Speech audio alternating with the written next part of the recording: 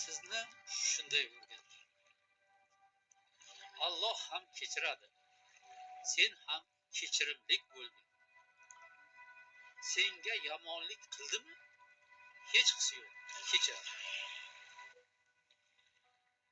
Har bir kishi shunday tushunadi. Ammo bu tushuncha siz kechirgan odam yana sizga nisbatan biror yomonlik qilmaguncha davom etishi mumkin.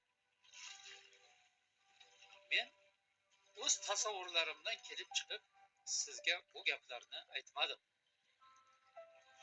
Esimda bor. Bir joyda o'qigandim. Hayotda shunday odamlar borki, siz ularni kechirsangiz, siz dono yo'l tutgan bo'lasiz. Ammo yana bir boshqa toifadagi odamlar ham bor.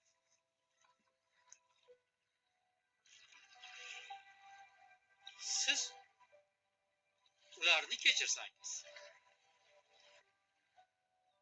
siz endi ular uchun ermakka aylanib qolasiz.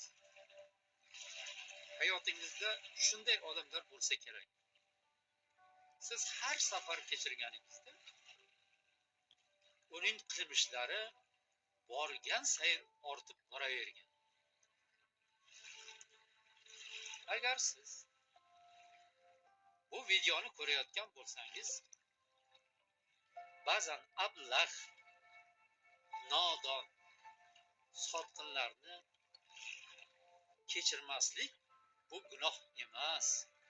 Aksincha, siz o'zingizni qadringizga o'zingiz yetganingiz, o'zingizni hurmat qilganingizdir.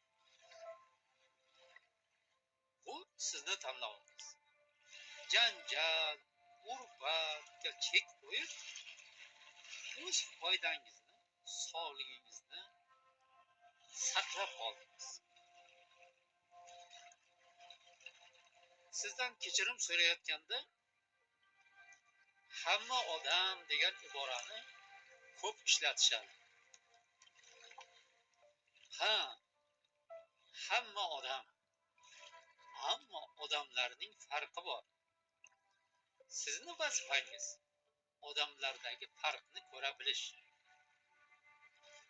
Odamlar orasida g'iybat, tuhmat, bo'xtonlarni eshitib yurgandan yolg'iz bo'lishlik juda ham afzal.